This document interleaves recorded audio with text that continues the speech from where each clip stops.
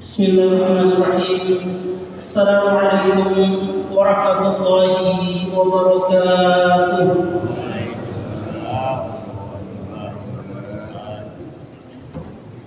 إن الحمد لله نحمده ونستعينه ونستغفره ونعوذ بالله من شرور أنفسنا ومن سيئات أعمالنا. من يهده الله فلا مضل له ومن يضلل فلن تجد له وليا مرشدا. أشهد أن لا إله إلا الله وحده لا شريك له وأشهد أن محمدا عبده ورسوله لا نبي بعده. قال الله تعالى في كتابه الكريم: أعوذ بالله من الشيطان الرجيم. يا أيها الذين آمنوا اتقوا الله وقولوا قولا سديدا يصلح لكم أعمالكم ويغفر لكم ذنوبكم ومن يطع الله ورسوله فقد فاز فوزا عظيما. وقال النبي صلى الله عليه وسلم: من سلك طريقا يلتمس فيه علما سهل الله له به طريقا إلى الجنة. اللهم صل على محمد وعلى آله وصحبه ومن تبعهم بإحسان إلى يوم الدين. أما بعد. Yang saya hormati segenap pengurus Masjid Al-Falah yang insyaallah mudah-mudahan pengurus dan jamaahnya diberikan keberkahan oleh Allah Subhanahu wa taala. Yang saya hormati segenap jamaah salat maghrib Masjid Al-Falah yang insyaallah mudah-mudahan semua yang hadir di majelis ilmu ini kelak akan dimudahkan untuk masuk ke dalam surga Allah Subhanahu wa taala. Sebagaimana janji Rasulullah SAW, "Man salaka tariqan yaltamisu fihi 'ilman." Barang siapa yang menempuh satu perjalanan untuk mencari ilmu, sahalallahu lahu bihi tariqan ila jannah. Maka Allah Subhanahu wa taala akan mempermudah langkahnya untuk menuju ke surga Allah Subhanahu wa taala.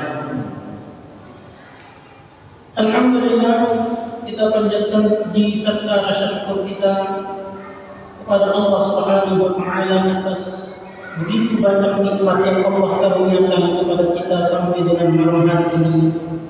Alhamdulillah, kita diberikan nikmat sehat, panjang umur, nikmat diberikan kemudahan, kesempatan untuk kita bisa hadir dan bermujaah di tempat yang sangat indah ini. Mudah-mudahan apa-apa yang kita lakukan pada malam hari ini kelak akan menjadi pemberat timbangan amal di yaumil mizan. Salawat serta salam semoga tetap tercurah keridhaan baginda Nabi Muhammad sallallahu alaihi wasallam kepada keluarganya, sahabatnya, dan mudah-mudahan kita sebagai umatnya diberikan hidayah serta keistiqomahan untuk dapat meniti jalan sunnah dan risalah yang telah dicontohkan dan disampaikan oleh baginda Nabi, sehingga di dalam kita melalui kehidupan ini akan memperoleh keselamatan dan kebahagiaan. Amin amin ya rabbal alamin. Apa kabar Bapak-bapak semua? Keluarga sehat Pak? Alhamdulillah. Sudah makan? Sama ya. Yang bagusnya makan itu sebelum sholat maghrib ya. Kalau sudah seusia seperti ini, kalau sudah ini lewat jam 8 itu memang kurang bagus. Jika sudah, tapi saya lihat sudah 17 tahun ke atas semua 17 tahun. Maka memang bagusnya itu makannya memang sebelum maghrib jam 5. Sabarnya ke semua lebih.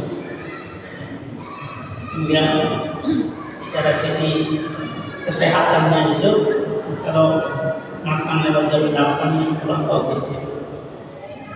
Mudah-mudahan insya Allah dengan kita rajin bolak-balik ke masjid, ya, rajin qiyamul lail, rajin bangun tahajud, insya Allah Allah Subhanahu wa taala akan berikan kita kesehatan. Amin amin ya rabbal alamin. Bapak-bapak hadirin jamaah rahimakumullah. Tema kajian kitab Riyadhus Shalihin kita yaitu tentang bab tahrimil kibr wal i'jab. Bab haramnya al-kibr. Al-kibr adalah sombong. Wal i'jab atau al-ujub atau ujub. Haramnya sombong dan ujub. Kedua sifat ini adalah termasuk ke dalam amradul qulub, penyakit-penyakit hati yang mungkin sudah kita pahami, kita sudah paham semua apa itu sombong, apa itu ujub. Tetapi kenapa perlu kita bahas? Mudah-mudahan ini menjadi nasihat untuk kita semua ini, wabil khusus untuk diri saya sendiri. Apa sebabnya? Karena penyakit hati itu yang lebih tahu dulu itu adalah orang lain ketimbang diri kita sendiri. Betul nggak Pak? Kadang kita nggak sadar kalau kita sombong ya. Tapi orang lain bilang, kok sombong banget sih? Perasaan saya nggak sombong. Kalau penyakit hati, memang yang lebih tahu bukan itu orang lain daripada diri sendiri. Kita katanya ujub orang membangga-banggakan diri. Ujub itu adalah membangga-banggakan amal saleh, bangga dengan amal saleh, ujub dengan amalnya atau dengan dirinya. Kadang itu perbedaan antara penyakit hati dengan penyakit jasmani. Kalau penyakit jasmani Pak, itu yang lebih tahu itu, yang lebih tahu atau yang lebih dulu tahu itu diri kita daripada orang lain. Bapak nggak tahu kan kalau saya lagi sakit gigi, nggak tahu. Kalau sebelum saya lagi sakit gigi gerakan atas pecah, tapi bapak nggak tahu. Siapa yang lebih tahu? Diri sendiri. Kalau penyakit jasmani, yang lebih tahu duluan diri sendiri. Baru kalau dikasih tahu baru orang lain tahu. Tapi kalau penyakit hati, kadang kita nggak tahu, tapi yang lebih tahu orang lain. Nah itu makanya mudah-mudahan ini menjadi nasihat untuk kita semua. Kemudian yang kedua, bahaya dari dua penyakit ini adalah salah satu yang akan menghalangi diri kita untuk masuk ke dalam surganya Allah Subhanahu wa taala. Boleh jadi ibu bapak mungkin amal solehnya banyak, rajin beribadah, rajin ta'lim. Tapi kalau masih ada sifat ini, maka ini yang akan menghalangi diri kita masuk dalam surga. Sifat ini.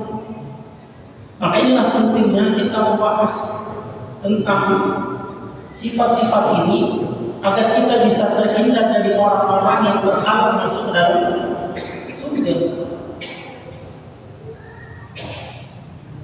Di dalam bab ini Imam An-Nawawi menukil salah satu ayat yang terdapat di surah Al-Qasas. Dalam Allah Subhanahu wa taala berfirman, A'udzu billahi minasy syaithanir rajim. Bismillahirrahmanirrahim.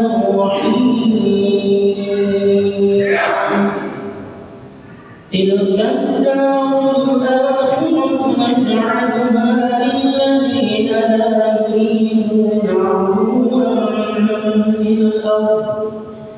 لا يريدون علوا في الأرض ولا فسادا والعاقبة للمتقين.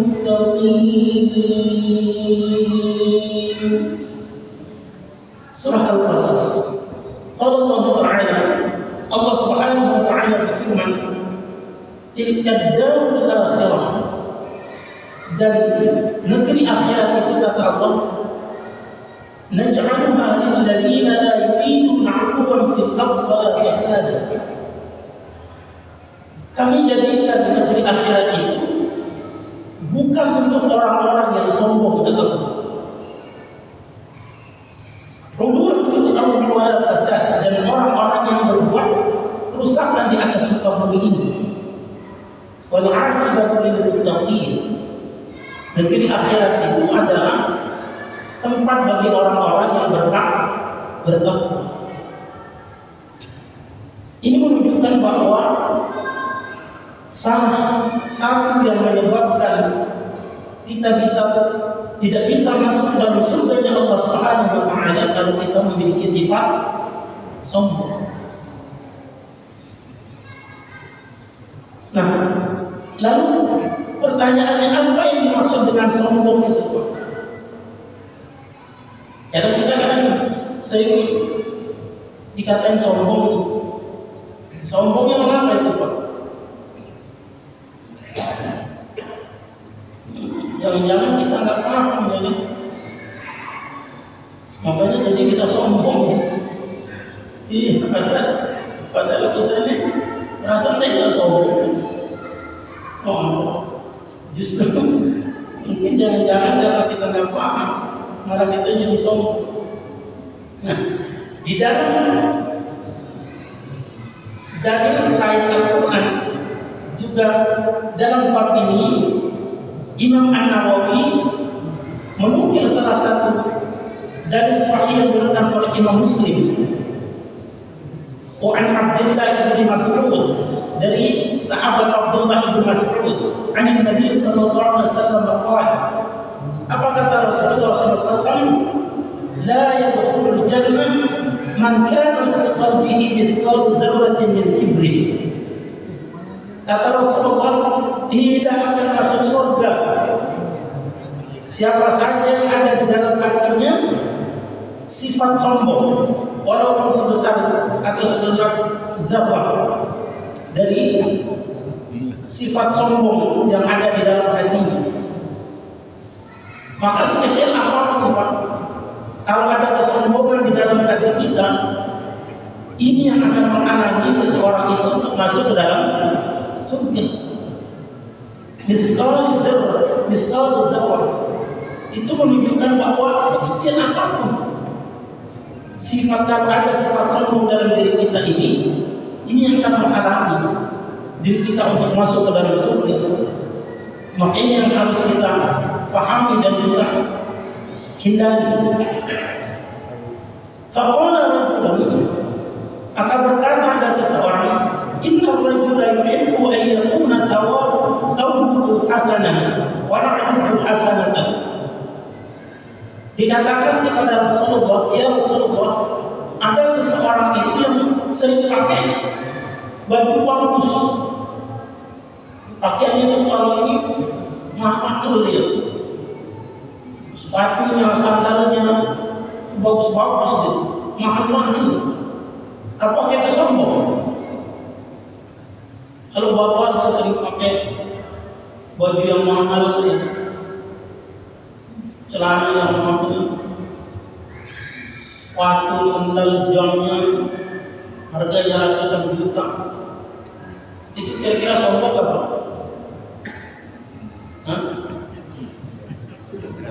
Ya, kalau saya pakai ini jam yang harganya 1 miliar, gimana coba, sombong nggak itu? Saya kemana-mana pakai mobil mewah.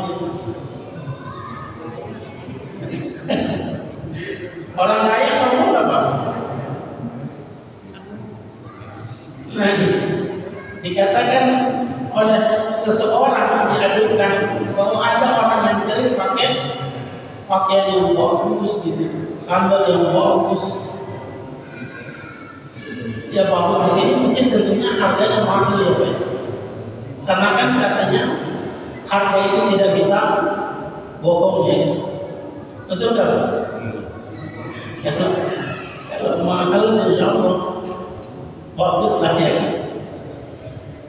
Qala berkata Rasulullah SAW, Inna Allah jamilun yuhibbul jamal, kata Rasulullah. Sesungguhnya Allah itu indah dan menyukai keindahan.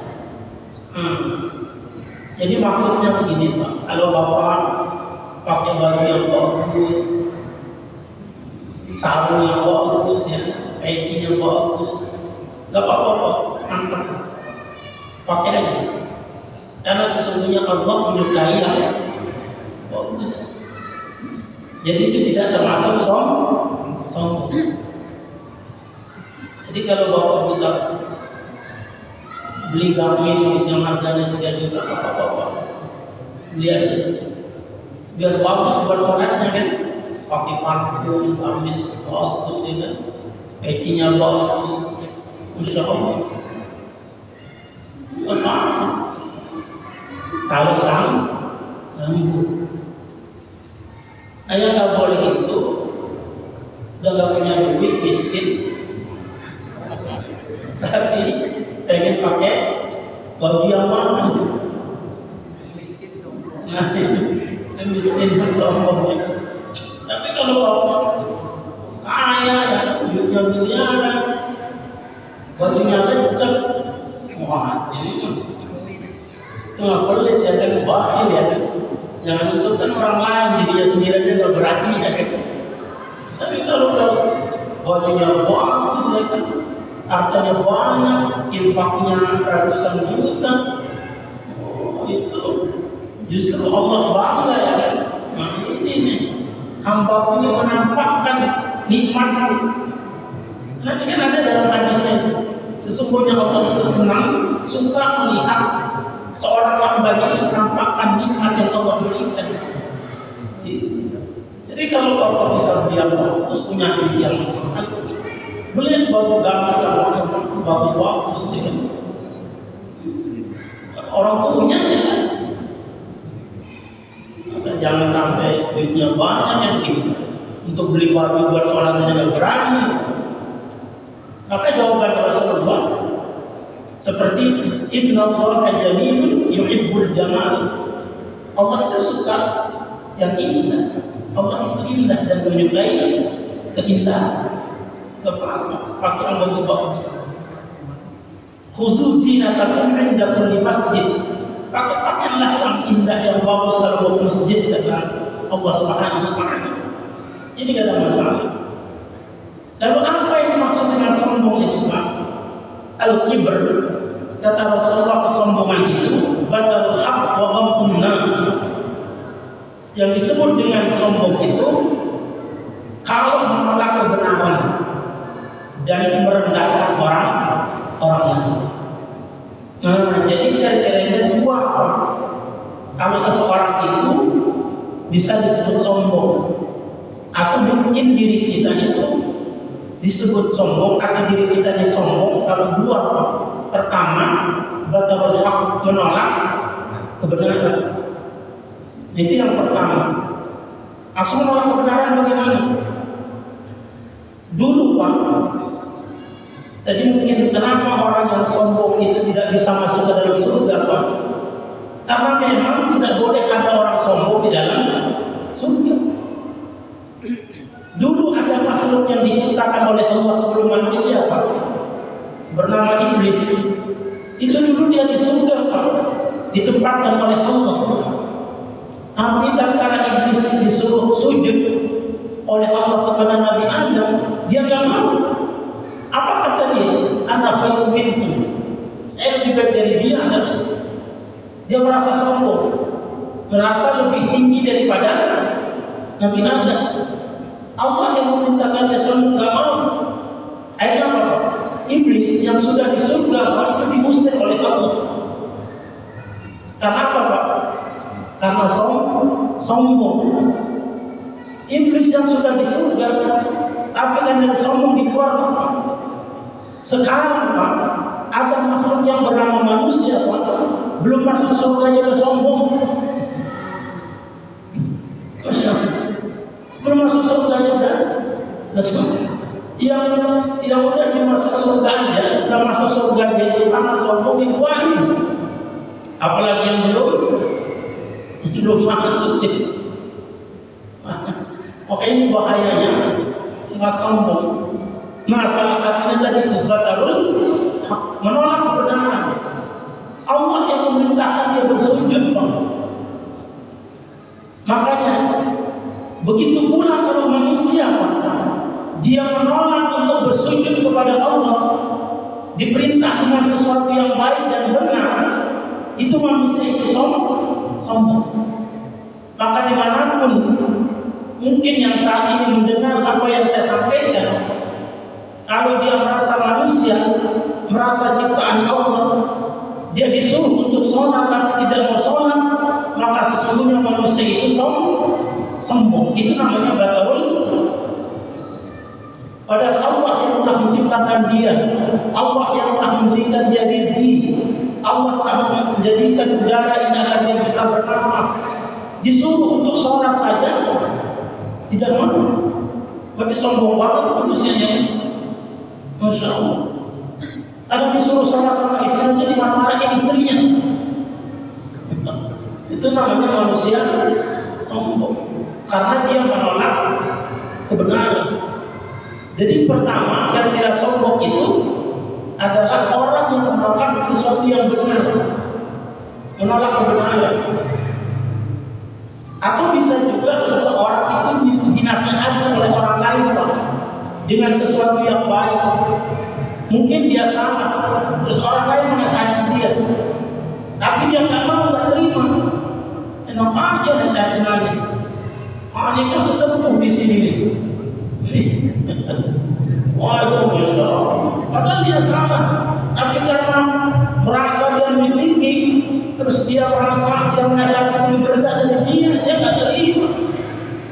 Ini udah jadi hadis sebelum jalan akhir. Oh, Masya Allah. Itu namanya orang sombong.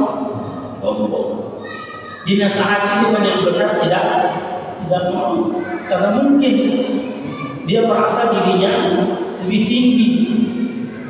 Saya kan di sini sesepuh ya. Di sini kan orang paling kaya yang makanya. Makanya kriteria yang pertama orang yang sombong itu adalah batarul hak. Maka jangan sampai ada kalimat dalam diri kita bahwa saya lebih baik dari dia. Ini adalah ucapan orang sombong, atau merasa dirinya lebih tinggi daripada orang lain. Kemudian yang kedua, ghadatun nas, yakni merendahkan orang lain. Makanya hati-hati Pak, dua ciri-ciri orang sombong ini. Yang kedua adalah merendahkan orang lain. Bapak tidak ada masalah pakai baju yang bagus, pakai sandal yang bagus, punya uang yang banyak, nggak apa-apa. Tapi jangan merendahkan orang yang miskin, tidak punya uang. Bapak nggak apa-apa punya kendaraan yang mewah, bisa beli 3 silakan aja. Punya rumah yang bagus, asal jangan merendahkan orang yang tidak punya rumah, merendahkan orang yang berjalan kaki. Itu namanya sombong. Sampai ada 2 ayat, 2 surat yang dibuka oleh Allah dengan kalimat wailun likulli humazatin lumazah. Kemudian yang kedua, wailun lil mutaffifin. Ini semua terkait tentang orang lain. Wailul likulli humazatin lumazah, kata Allah. Neraka wailah atau celakalah orang yang mencela orang lain, orang yang merendahkan orang lain. Kata Imam Ibnu Katsir, al-humazah wailul likulli humazatin lumazah. Lumazah itu merendahkan orang dengan perkataan, sementara lumazah merendahkan orang lain dengan perbuatan. Mungkin dia nggak ngomong Pak, tapi caranya menghina orang. Itu juga sombong. Dia sudah ngomong, tapi kelakuannya itu. Ya mungkin salah satu yang disampaikan oleh Allah Subhanahu wa taala di sini loh. Wala tusahhir khaddaka lin-nas wa la tamshi fil ardi marhaban. Kata Allah, janganlah kamu memalingkan muka terhadap manusia karena sombong. Wala tamshi fil ardi marhaban, dan janganlah berjalan dengan sombong. Mungkin sih nggak ngomong, nggak merendahkan orang, tapi cara mandang orang itu. Maka kata Allah, janganlah kamu wala tusahhir khaddaka lin-nas, janganlah kamu memalingkan mukamu karena sombong. Kalau diajak ngomong nggak pernah lihat orang, mungkin menganggap orang itu lebih rendah. Maka kita begitu tuh. Kadang suka kalau ada kita lagi ngomong nih Pak, kemudian orang itu kemana mukanya dia bilang sombong amat, diajak ngobrol bukan kemana gitu. Betul nggak Pak? Emang salah satunya seperti itu. Wala tusahhir khaddaka lin-nas, kata Allah. Jangan kamu memalingkan kamu kepada manusia karena sombong. Salah satunya adalah al-humazah. Boleh jadi dia tidak berbicara, tapi perilakunya, perbuatannya menunjukkan dia sombong, merendahkan orang. Maka kira-kira sombong itu ada dua: menolak kebenaran dan merendahkan orang lain. Disuruh puasa nggak mau puasa, padahal yang itu yang punya alam semesta ini. Disuruh sholat nggak mau, disuruh zakat nggak mau, padahal yang menyuruh itu siapa Pak? Ia telah menciptakan dia. Dia sudah tinggal jadi, sudah tinggal disiapin makanan sama Allah, rezeki. Emang ada yang pernah dia bikin? Serendah apapun makanan yang bisa dia bikin. Siapa yang bisa bikin pisang begini Pak? Tinggal nunggu jadi doang kan? Tinggal mati doang kan? Tinggal ngupas apa? Allah sudah sediakan, Allah sudah ciptakan itu. Wallahu akhrajakum min butuni ummahatikum la ta'lamuna syai'an. Allah yang mengeluarkan dia dari perut ibunya. Dia tidak mengerti sesuatu apapun. Kita nggak tahu, kita nggak punya apa-apa. Tapi Allah yang mengajarkan kita, yang memberikan kita Al-Quran, petunjuk. Subhanallah, kita ini udah enak banget sebenarnya kalau kita beriman kepada Allah, kalau kita beriman kepada Al-Quran. Jadi nggak usah macam-macam, enak kita sebenarnya. Sudah diciptakan, dilahirkan, diberikan rezeki, dikasih petunjuk hidup. Masya Allah. Coba kalau kita akan punya petunjuk Pak, bingung kita. Ini kita siapa, dari mana, untuk apa, mau kemana? Bingung kita Pak. Alhamdulillah kita beriman kepada Al-Quran, jadi kita nggak sesat Pak. Salah satunya contoh orang yang tidak beriman kepada Al-Quran, Charles Darwin. Dia coba Pak, dia mencari manusia dari mana, kata dia. Dia bingung, dia terlintir, dia kata, Bapak masih apa kan Pak yang dicari Darwin Pak? Dia kan, yang manusia katanya dari amfibi ke reptil, dari reptil berubah ke mamalia, dari mamalia kecil ke mamalia besar. habis itu berubah jadi manusia ketika terus erectus, manusia terang berjalan tegak ya. Manusia itu dari terang habis itu berjalan tegak, habis itu berubah jadi manusia. Dia teliti Pak, karena dia nggak beriman kepada Al-Quran. Susah dia, pusing dia. Ini dari mana kita ini? Coba kalau beriman pada Al-Quran, sudah dikasih tahu sama Allah. Dia teliti, oh ternyata manusia ini melalui evolusi, kata dia. Awalnya dari amfibi ke reptil mamalia. Terus itu mamalia kecil, mamalia besar, berubah jadi monyet.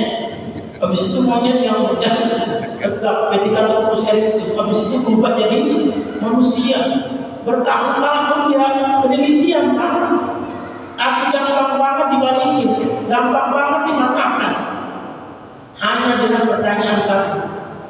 Kalau memang manusia itu berasal dari teori evolusi yang dia berubah secara terus-menerus dalam jangka waktu yang lama, pertanyaannya sederhana. Kenapa setelah jadi manusia nggak berubah lagi? Katanya teori evolusi, katanya berubah. Kenapa berhenti? Seharusnya Bapak berubah jadi apa kayak batu kan?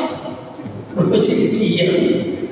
Kan begitu kan Pak? Namanya juga teori evolusi kan berubah kan terus. Maka itulah Pak. Kalau orang tidak beriman kepada Allah itu sesat, bingung dia. Kita ini dari mana? Kok bisa hidup seperti ini? Itu baru manusia. Belum dia teliti. Air dari mana? Ikan seperti apa penciptaannya? Ikan ini gimana kok bisa berubah jadi ikan? Waduh, pusing kita. Alhamdulillah kita diberikan petunjuk oleh Allah dengan Al-Quran. Syahrul Ramadan alladzi unzila fihi al-Quran hudan linnas. Allah yang menurunkan Al-Quran di bulan Ramadan sebagai apa Pak? Sebagai petunjuk hidup manusia. Udah enak banget kita. Kalau Bapak ikut Al-Quran selamat insya Allah. Itu petunjuk yang Allah berikan. Tapi namanya juga manusia disuruh beriman kepada Al-Quran gak mau. Disuruh Al-Quran sebagai pedoman hidupnya, milik aturan sendiri. Hanya begitu. Maka subhanallah kita udah enak banget, tinggal ikuti aja apa yang Allah berikan. Mereka manusia begitu. Dari kasih petunjuk gak mau, dikasih aturan bikin aturan sendiri. Akhirnya apa Pak? Setiap saat berubah. Bikin undang-undang berubah lagi. Ntar amandemen bikin lagi, berubah lagi. Coba kalau pakai Al-Quran sekali. Subhanallah. Maka itulah kalau kita mau ikut apa yang Al-Quran berikan, apa yang Allah tunjukkan, selamat kita. Maka kalau manusia merasa lebih hebat dari Allah, maka itulah kenapa Allah bertanya, apa umur jahiliyah yang buruk kata Allah? Apakah umur jahiliyah itu yang kamu inginkan? Undang-undang itu kan, KUHP kita, undang-undang pidana itu kan, itu buatan Belanda. Itu diadopsi, maka kata apa hukum jahiliyah yang buruk? Apakah hukum jahiliyah itu yang kamu inginkan? Allah sudah buatkan. Al-Quran itu sudah punya proses panjang Pak. Itu penyempurna daripada kitab-kitab sebelumnya, aturan dan hukum dari sebelumnya. Itu semenjak zaman Nabi Adam Pak, sampai zaman Nabi Muhammad akhirnya Al-Quran. Ini sebagai kesimpulan dari hukum yang berlaku kepada umat manusia. Ini nih yang harus diterangkan. Ini sudah, kalau kita katakan secara ini sudah penelitian dari miliaran tahun, hanya disempurnakan dengan Al-Quran. Final terakhir dan Al-Quran itu berlaku sampai hari kiamat. Tapi begitu tadi, dan juga manusia ya kan, pakai juga Al-Quran tapi setengah-setengah ya kan. Maka itulah kata Allah, afatu'minuna bi ba'dil kitab wa takfuruna bi ba'd. Apakah kamu akan beriman pada sebagiannya, kemudian kafir pada sebagian? Nah itu. Kalau kita merasa lebih hebat dari Allah, itu tidak mungkin. Maka kriterianya dua, batalul haq wa ghamtun nas, yakni menolak kebenaran dan merendahkan orang lain. Tapi ini yang akan menghalangi diri kita untuk masuk ke dalam surga Allah kalau ada sifat sombong. Di antaranya juga misal orang yang mati meninggalkan hutang gitu. Ini juga akan menjadi penghalang masuk ke dalam surga. Apa kata Rasulullah? Ma dakhalal jannah hatta yuqda anhu daynun. Tidak akan masuk surga kata Rasulullah orang yang mati tapi belum menyelesaikan hutang. Tidak akan masuk surga sampai dia menyelesaikan hutang. Orang berhutang itu tidak akan masuk surga. Pertanyaan, kenapa orang berhutang akan masuk surga, Pak? Iya, karena dia masih ada urusan dengan orang lain, masih ada sangkutan dengan orang lain dalam hal harta. Maka itulah kata Allah, wailul lil mutaffifin. Neraka wailah tempat orang yang curang terhadap harta orang lain. Kalau merugikan, menzalimi, mengambil hak orang lain, mutaffif atau at-tatfif itu Pak, itu sesuatu yang rendah, sesuatu yang kecil nilainya, harganya. Tapi kalau itu yang kita ambil terhadap harta orang lain, Pak, itu ancamannya Pak, neraka wailul lil mutaffifin. Kalau kita curang terhadap harta orang lain walaupun sedikit at-tatfif itu artinya sedikit. Apalagi kalau yang diambil itu 74 kg emas, 400 miliar. Oh, sudah berapa? Masya Allah, subhanallah. Itu bukan al-mutaffifin lagi. Masya Allah. At-tatfif itu sesuatu yang rendah, sesuatu yang kecil nilainya. Tapi kalau kita ambil punya orang lain, itu ancamannya neraka wali. Maka itulah dua surah itu dibuka oleh Allah dengan wailul lil mutaffifin dan wailul likulli humazatin lumazah. Yang satu tentang harta dan martabat orang lain, al-humazah. Yang satu tentang harta orang lain. Maka kalau itu yang kita lakukan, maka Allah sudah ancam dengan neraka. Wallahu a'lam bishawab. Sebentar lagi waktu isya, mungkin kalau ada yang mau ditambahkan boleh, atau yang mau dikurangi boleh. Mungkin lebih ya kan apa yang saya sampaikan.